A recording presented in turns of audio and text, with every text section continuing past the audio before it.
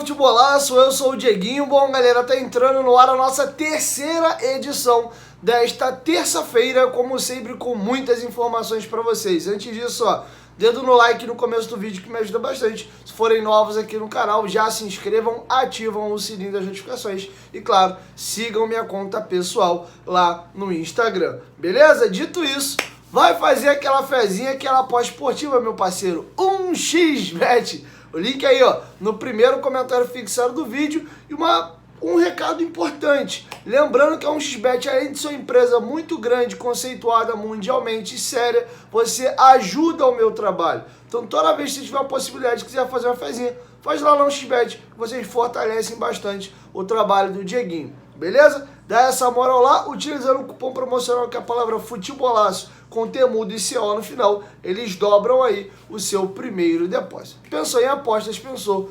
1xBet. Beleza? Dito isso, vamos agora a trazer atualizações para vocês daquele caso do vídeo que viralizou e teve desdobramentos. O Vasco se posicionou, emitiu uma nota e a empresa que está prestando serviço para o Vasco já desligou os dois funcionários, como eu mencionei para vocês. Mas vamos agora à nota do Vasco. O Vasco tomou conhecimento no início da tarde desta terça-feira, 2 de maio, de um vídeo em que funcionários terceirizados de uma empresa parceira, na troca do telão, aparecem criticando o estádio de São Januário. De imediato, o Vasco, através de sua diretoria, entrou em contato com a parceira comercial e exigiu a retirada dos profissionais do local. Aproveitando a oportunidade, o Vasco reafirma que não vai tolerar nenhum tipo de manifestação que desrespeite sua rica história e um dos maiores orgulhos dos torcedores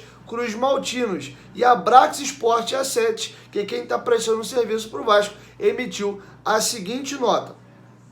Parceira comercial do Vasco da Gama, a Brax Sports Asset, ao ser surpreendida pela circulação de um vídeo feito por um funcionário de uma empresa terceirizada em São Januário, esclarece que já tomou a medida na direção do desligamento dos responsáveis. Afirma que não compactua com tal conduta e que respeita ao Vasco, sua linda história e sua torcida. A Brax ressalta ainda que a irresponsabilidade não faz parte de sua equipe própria de funcionários, que trabalha com padrão elevado de qualidade nas arenas no Brasil e não tolera tal comportamento. A Brax preza pelo profissionalismo e respeito ao Vasco e todos os demais clubes e instituições do Brasil. Fomos surpreendidos negativamente e já adotamos as ações cabíveis. Ao Vasco e seus torcedores, a Brax se desculpa, disse Bruno Rodrigues, um dos sócios da Brax Sport Asset. Então tá feito aí o registro do Vasco, tá feita a nota também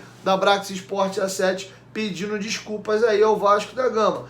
O que fica no ar agora é o seguinte: o funcionário, quando ele trabalha por uma empresa, a empresa está responsável por ele. Não sei se caberia aí um processo do Vasco em cima da empresa, mas aparentemente a coisa foi contornada. O Vasco entrou em contato, a empresa assumiu o BO, desligou os funcionários e fez um pedido de desculpas publicamente. E de novo eu volto naquilo que eu já falei algumas vezes.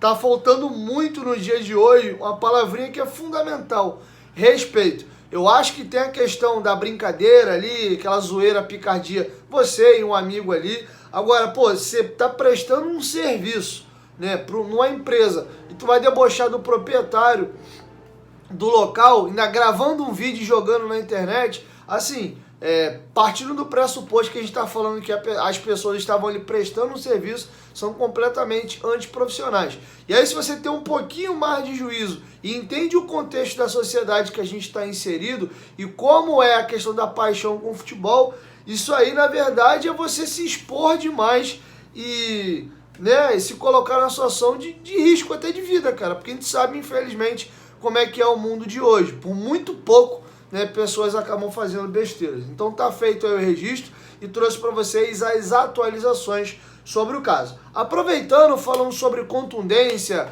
e situações polêmicas, vamos falar um pouquinho agora sobre arbitragem, tá bom? Porque o técnico Maurício Barbieri também se posicionou muito duramente na entrevista coletiva, comentando os gestos da arbitragem, né? Jogou ainda ali nas entrelinhas que ele recebeu um recado. A expulsão dele no jogo do Galo e o cartão amarelo que ele tomou em São Januário, na opinião do Barbieri, foi um recado. E aqui vai um parênteses sobre o seguinte: lembra que eu falei para vocês, para a gente desmistificar um pouco essas teorias da conspiração e entender um pouco a questão do novo regulamento sobre tá se dando mais acréscimos, tá se permitindo menos gestuais ostensivos de treinadores e de jogadores com arbitragem. Se foi feito um pedido e foi orientado que esses tipos de situações teriam aí tolerância baixa e seriam aumentados os acréscimos, se acontece igualitariamente para todo mundo,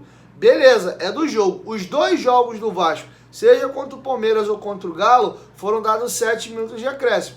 Para minha surpresa, ontem em São Januário foi dado apenas 3 minutos de acréscimo na primeira etapa. Houve uma serinha numa situação ali, aí o árbitro foi e deu mais um, tá bom? Então vou deixar com vocês o técnico Maurício Barbieri, dando uma sacudida aí na arbitragem e comentando a expulsão dele do jogo contra o Galo e também a questão do cartão amarelo. E ele vai soltar nas entrelinhas aí que, para ele, Maurício Barbieri, ele tomou ali foi um recado. E ele foi questionado pelo companheiro, me fugiu o nome dele agora, da rádio Litoral News, ele pergunta, mas quem foi que mandou esse recado? Ele, não, prefiro não falar. Enfim, então vou deixar com vocês o técnico Maurício Barbieri discorrendo sobre essa questão da arbitragem no Campeonato Brasileiro. Eu acho importante tocar nessa questão.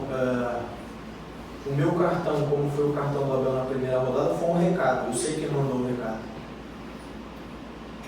E hoje também foi uma situação que eu não entendo, porque foi um lance em que eu abri os braços, o Flávio estava de costas do outro lado do campo. Aí eu pergunto a você, como é que o Flávio de costas do outro lado do campo sabe para quem que eu abri os braços? Ou eu não posso abrir meus braços para o meu jogador? Aí um outro ponto a gente vai ganhando do Atlético Mineiro, fora de casa, 7 minutos de acréscimo no primeiro tempo. A gente vai ganhando do Palmeiras em casa, 7 minutos de acréscimo no primeiro tempo. A gente está perdendo em casa 3 minutos. Eu acho que foi o único jogo de todos que eu vi no campeonato que deram 3 minutos no primeiro tempo. Então, veja bem, eu consigo entender a atuação da arbitragem desde que exista critério. Se deram 7 e 7, no mínimo 5, por que 3 hoje? E aí, quando a gente questiona, a gente passa a ser o problema, e é isso que está incomodando. Está se criando uma narrativa de que o problema da arbitragem brasileira é o treinador. O resto não, eles não erram, eles não cometem equívocos, os critérios são sempre perfeitos, e o único problema da arbitragem é o treinador. Aí eu falo, ou abro o braço, amarelo. O treinador do lado abre o braço, não tem amarelo, então eu não consigo entender. O que eu vou fazer é ficar mais quieto ainda. Mas eles vão continuar errando, como eles erram sempre, eles vão continuar tendo uma falta de critério absoluta e ninguém vai falar nada. É só ver o jogo de ontem, Flamengo e Botafogo, as expulsões. Precisa falar mais alguma coisa? O auxílio do VAR, então. Na minha opinião, a do Rafael, que ela deu amarelo, era vermelho, porque ele foi por cima com a sola. Eles fazem uma palestra e explicam. Tem que ter contato pleno, tem que ser isso, tem que ser aquilo outro. Aí eles não aplicam. A do Rafael já era vermelho direto. O que falar da do Thiago Maia? Mas alguém falou? Não, o problema é o treinador que abre o braço do lado do campo. Aí sabe o que vai acontecer? O treinador vai ficar quieto e eles vão continuar fazendo o que eles fazem.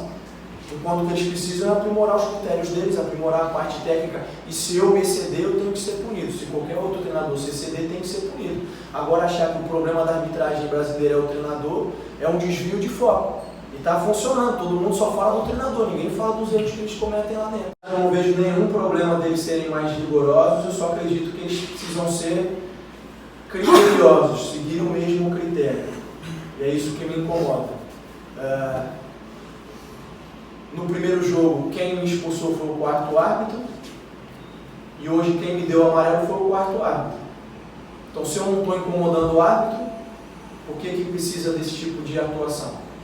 Né? É isso que eu não entendo. Acho que precisa ter um equilíbrio aí, que eu não tenho visto uma clareza de critério. Não tenho nenhum problema. Se o critério é esse, ótimo, perfeito, eu estou de acordo, vou seguir, vou procurar me controlar. Agora volto a dizer, Me preocupa se criar essa narrativa de que o único problema da arbitragem brasileira é esse, quando fica evidente em todos os jogos que não é. Bom, galera, é isso. Tá feito o registro aí para vocês. Amanhã, próximo da hora do almoço, eu chego com a nossa primeira edição. Voltamos aí à programação normal, 3 vídeos hoje. E vamos que vamos aí amanhã, se Deus quiser trazer bastante conteúdo para vocês, beleza? Então é isso, ó. Chegou até aqui, deixa o dedão no like que me ajuda bastante. E vai fazer a tua fezinha, amanhã tem jogos importantes aí. Faça lá na 1xBet. Aposte, divirta-se e ajude aqui meu trabalho também, beleza? 1, 2, 3, futebolaço. Tamo junto, família. Qualquer momentinho em volta, nós estamos juntos. Valeu, fui!